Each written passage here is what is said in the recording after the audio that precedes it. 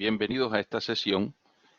Vamos a resolver un problema de flexión en vigas con dos cargas puntuales, una carga uniformemente distribuida y dos apoyos.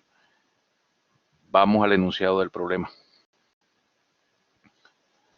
Se nos dice entonces que la viga, que está doblemente apoyada en B y en D, debe soportar las tres cargas que se ilustran, dos cargas puntuales de 700 libras y de 1500 libras y una carga uniformemente distribuida de 200 libras por pie. La longitud total de la viga sería la suma de 5 más 4 más 11, un total de 20 pies. Y su sección transversal es una I, donde el ala inferior es de mayor tamaño que el ala superior. Se nos pide entonces determinar cuál es la magnitud y la ubicación del máximo esfuerzo de compresión por flexión a lo largo de toda la viga. Entonces vamos a plantear una estrategia de solución. El primer paso que vamos a hacer es determinar las reacciones que hay en cada uno de los apoyos B y D aplicando las ecuaciones de equilibrio. Una vez conocidas las reacciones, vamos entonces a construir los diagramas de carga cortante y de momento flector, este último siendo el más importante. Con ese diagrama de momento flector vamos a determinar posteriormente el centroide de esta sección y el momento de inercia de toda la sección respecto al eje centroidal. Como podemos ver, este perfil no es completamente simétrico porque las alas tienen tamaños diferentes. Por lo tanto, el eje centroidal no está justo en el centro, en la dirección vertical, sino que posiblemente va a estar más hacia abajo, dado que el ala de abajo es de mayor tamaño. Por esa razón, habrá que determinar su ubicación. Finalmente, vamos a calcular cuál es el esfuerzo de compresión por flexión en las secciones a lo largo de esta viga que tengan mayor momento flector. Una vez que identifiquemos las diferentes secciones que tienen más momento flector, calcularemos el esfuerzo de compresión en cada una de ellas y finalmente identificaremos cuál es la ubicación a lo largo de la viga que presenta el máximo esfuerzo de compresión por flexión. Entonces, iniciemos con el primer paso. Vamos a determinar las reacciones en los apoyos. La figura muestra una vez más la viga con las tres cargas. Para determinar las reacciones es conveniente reemplazar esta carga distribuida por una carga resultante concentrada en el centro. Como la viga mide 20 pies, pues el centro de esta carga correspondería a una distancia de 10 pies desde cualquiera de los dos extremos. En la figura que estamos proyectando, entonces hemos reemplazado los apoyos por sus respectivas reacciones BY y DY, y la carga distribuida la hemos reemplazado por la carga total, que tiene una magnitud de 4000 libras, que es el resultado de multiplicar la carga distribuida por la longitud total, 200 por 20. Y está ubicada a una distancia de 10 pies desde el extremo D o de 10 pies desde el extremo A. Si aplicamos las sumatorias de fuerza a lo largo de Y, obtenemos la siguiente expresión. La suma de las dos reacciones la vamos a colocar positiva en el sentido de Y hacia arriba, sería BY más DY, y las cargas que van hacia abajo las colocaremos negativas, 700, 1500 y 4000. La sumatoria de todo tendrá que ser igual a 0. Como segunda ecuación de equilibrio podemos plantear que la sumatoria de momento respecto, por ejemplo, al apoyo en D, debería ser igual a 0. En ese caso, planteamos que la carga de 700 libras genera un momento con un brazo de 20 pies alrededor de D. Ese sería el primer término, 700 libras por 20 pies. Y lo generaría en sentido contrario al de las manecillas del reloj, que será el sentido que asumiremos positivo. Así sucesivamente, hacemos el efecto de cada una de las cargas. Por ejemplo, la de 1500 generaría un momento con un brazo de 11 pies. Ese sería el segundo término que tenemos aquí, 1500 por 11 pies, y la de 4000 con un brazo de 10 pies. En el caso de BY, generaría un momento en sentido horario, por lo tanto se coloca negativo y su brazo son 15 pies, la suma de 11 y 4. Con estas dos ecuaciones podemos resolver el sistema y encontrar la magnitud de ambas reacciones. En este caso hemos obtenido que BY es de 4.700 libras y DY es de 1.500 libras. Con estos dos valores ya los podemos reemplazar en el diagrama y obtener finalmente el diagrama de cuerpo libre de la viga con sus respectivas reacciones. Ahora sí podemos proceder a hacer el diagrama de carga cortante y de momento flector. Iniciemos por el de cortante.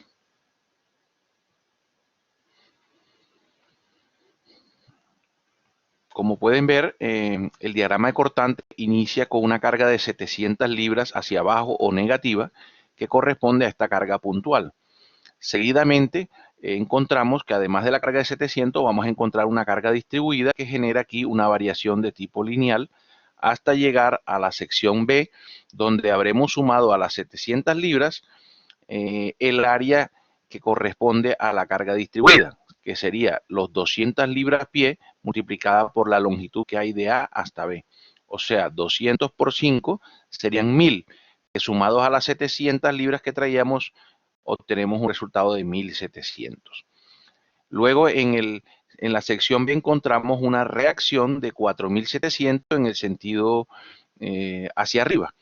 Por lo tanto, si llegábamos con 1700, al sumar 4700 en la dirección opuesta, terminamos saliendo con 3000 libras. Así sucesivamente hacemos el resto del diagrama. Interesante identificar que a una distancia de 3,5 pies desde la sección C, encontramos un punto de cortante cero. Seguramente en esa sección estará asociado un esfuerzo, un momento de flexión máximo o mínimo. Aquí presentamos entonces el diagrama de momento flector correspondiente al diagrama de cortante antes explicado. El diagrama de momento correspondería en la sección A a un valor de 0, y dado que el cortante va variando de manera lineal, entonces el momento lo hará de manera cuadrática y lo hemos colocado negativo por el sentido del que tiene. Si detallamos cómo sería la deflexión del tramo AB, vemos que todas las cargas aplicadas están hacia abajo y por lo tanto este tramo se va a deflectar hacia abajo, de manera que arriba de la viga quedarían las fibras en tensión y abajo quedarían las fibras de compresión. Si comparamos con el diagrama está dibujado abajo, quiere decir entonces que el diagrama de momento lo estamos graficando del lado de las fibras de compresión. Bien, entonces a partir de 6000 libras continuamos el diagrama. Otra vez tenemos un tramo lineal, de manera que esta razón de cambio también va a ser cuadrática y así sucesivamente. Tenemos los valores de las magnitudes. En resumidas cuentas, a donde teníamos el cortante 0, tenemos un valor máximo, digamos, local, y el diagrama cierra en 0. Si analizamos a lo largo de la viga, tenemos una variación de momento. Este punto en el que el momento cambia de sentido lo llamamos un punto de inflexión en el que la viga no tiene cambio en su curvatura. Bien, tenemos dos puntos críticos o dos secciones críticas. Una sería la sección que tiene 6000 libras pie y otra la de 5625. En términos de magnitud, obviamente esta de 6000 presentaría un momento mayor y uno esperaría que generaría el esfuerzo máximo de compresión. Sin embargo, recordemos que aquí la sección transversal no es simétrica y por lo tanto es bueno hacer el cálculo en ambas fibras. Ahora analicemos entonces para esta sección B de 6000 libras pie, ¿dónde se encuentra el esfuerzo máximo de compresión? Habíamos mencionado que el diagrama quedó dibujado del lado de las fibras de compresión. como en esta sección el diagrama está en la parte de abajo del eje, eso quiere decir que en esa sección las fibras sometidas a compresión son las fibras inferiores. De manera que si analizamos la sección o el perfil, estaríamos diciendo que las fibras a compresión son las fibras inferiores, ¿sí? Entonces, en estas fibras inferiores se va a presentar un esfuerzo de compresión generado por un momento flector de 6.000 libras-pies. Si ahora analizamos la otra sección posiblemente crítica, sería la de 5.625. En este caso, observen que el diagrama ha cambiado de signo, es decir, que ahora la fibra en compresión está arriba. O sea que en la sección que está a 3,5 pies de la DC, la compresión se va a presentar en las fibras superiores. Eso quiere decir que sería lo correspondiente a el punto o los puntos del ala superior. Entonces, tenemos que hacer doble cálculo. Un cálculo lo haremos en la sección C con las fibras inferiores. Otro cálculo lo haremos en la sección a 3,5 pies de C con las fibras superiores. De la comparación de los resultados que obtengamos, determinaremos en cuál de las dos secciones realmente se encuentra el máximo esfuerzo por flexión. Una vez más, si revisamos el diagrama de momento flector, vamos a encontrar que a partir de este punto que estamos señalando, que corresponde a un punto localizado entre la sección B y la sección C, a partir de ese punto, las fibras que quedan a compresión estaban a la izquierda, están en el ala inferior, mientras que a la derecha de ese punto, ya las fibras en compresión están en el ala superior. Bien, entonces vamos a proceder a ubicar dónde estaría el centroide de esta sección. Si el perfil fuese simétrico, ese centroide quedaría justo en el centro y por tanto los esfuerzos serían iguales tanto en el ala superior como en el ala inferior. Sin embargo, en este caso no lo va a hacer. Nuevamente tenemos la sección transversal con todas las dimensiones. Vamos a dividir para efectos de cálculo esta sección en tres áreas diferentes. El área 1 sería el ala superior, el área 2 sería el alma y el área 3 sería el ala inferior. Para facilitar los cálculos, previamente, para cada una de estas secciones, 1, 2 y 3, hemos calculado el área transversal. Para la sección 1 sería 4, que es el resultado de multiplicar el ancho 4 por la altura de este ala, que viene siendo 1 pulgada. Así sucesivamente hacemos con las 3 y sumamos el total, que en este caso nos dio 22 pulgadas cuadradas. Además, vamos a calcular la ubicación que tiene el centroide de cada una de las tres secciones. Para eso siempre vamos a utilizar en este problema el eje inferior como el eje de referencia, el borde de las fibras inferiores como el eje de referencia. Por ejemplo, el centroide de la sección 3, que está justo en la mitad, entonces estará ubicado a una distancia de media pulgada del eje de referencia. Por eso ustedes tendrán aquí un valor de media pulgada. Así sucesivamente se hace con las tres áreas y posteriormente vamos a registrar el producto de la columna 1 y la columna 2, cuya suma nos da 110 pulgadas cúbicas. Ahora con estos cálculos sí podemos proceder entonces a calcular la ubicación centroide de toda la sección respecto al eje de referencia inferior. Eso se calcula como la sumatoria que hicimos aquí, la sumatoria del Y sub I, A sub I, entre la totalidad del área de la sección. Procedemos a reemplazar 110 dividido entre 22 y obtenemos un resultado de 5 pulgadas. Eso quiere decir entonces que la ubicación del centroide de toda la sección ha quedado a 5 pulgadas desde el borde inferior, tal como lo estamos ubicando en esta figura. A partir de ese centroide, ahora sí vamos a hacer el cálculo de la inercia de toda la sección respecto al eje que en este caso hemos denominado Z. Para eso también hacemos unos cálculos previos que corresponden, en primer lugar, la primera columna sería la inercia de cada una de las tres secciones respecto a su propio centroide. Como son rectángulos, esas inercias se calcularán como un doceavo de la base por la altura del cubo, donde la base estará medida aquí en el eje Z y la altura será la perpendicular. Por ejemplo, en el caso de la sección 1 sería un doceavo de la base, que es 4, por la altura, que es 1 al cubo. Eso nos arroja estos resultados.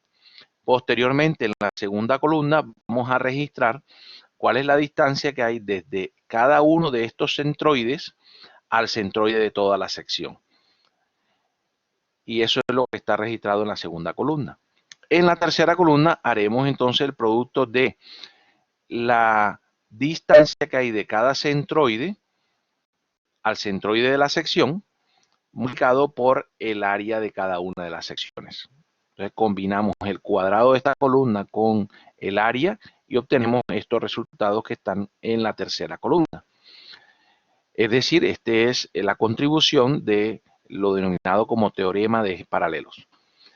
Finalmente, entonces, la inercia o la contribución que tiene cada una de las tres áreas a la inercia total sería la suma de la inercia del centroide más la contribución de teorema de ejes paralelos, es decir, la suma de la primera columna con la tercera columna. Si sumamos este valor con este valor, obtenemos la contribución en la inercia total de las tres secciones. Al sumar entonces la contribución de las tres, obtenemos el resultado final, que corresponde a la inercia respecto al eje Z de toda la sección. Ahora ya tenemos entonces el cálculo de la inercia. Con ese cálculo lo podemos combinar con los valores de momento que teníamos antes, y ahora sí proceder entonces a calcular cuál es el esfuerzo de compresión en cada una de las dos secciones que habíamos estimado como las secciones críticas.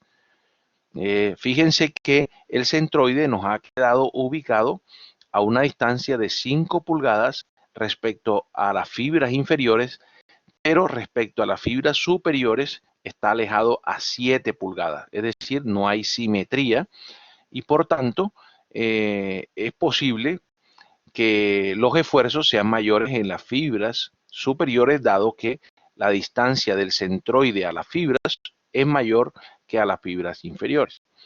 De todas maneras, haremos el cálculo para ambas secciones. Vamos a iniciar con la sección que tiene un momento negativo de 6.000 libras-pies.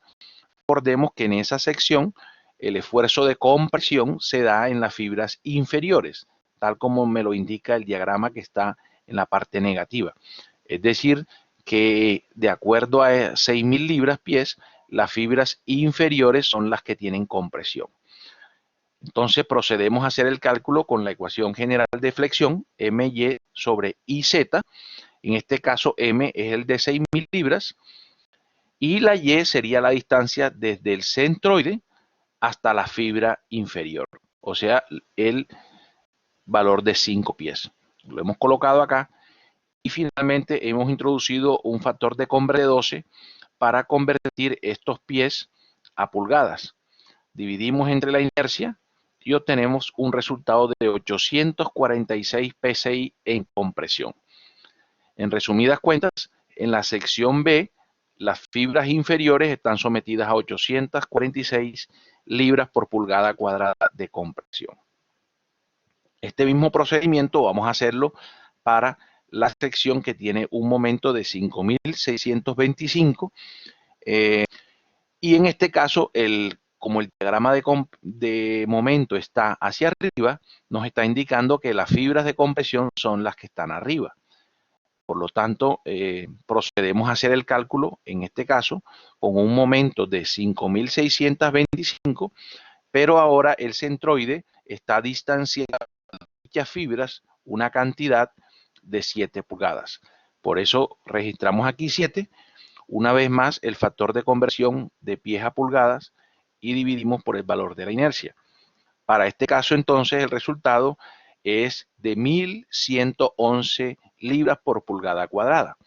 Es decir, en una sección transversal que está distanciada a 3,5 pies de la sección C, las fibras superiores tendrán fuerza de 1111 libras por pulgada cuadrada. Por lo tanto, al comparar las dos secciones, claramente la sección que aquí hemos resaltado con el color azul, que viene siendo esta sección, es la sección que presenta un mayor esfuerzo de compresión. Observen algo interesante, y es que a pesar de que la sección B tenía un momento flector mayor, la distancia que hay del eje neutro a la fibra inferior respecto a la que hay al nivel superior es la que realmente hizo la diferencia.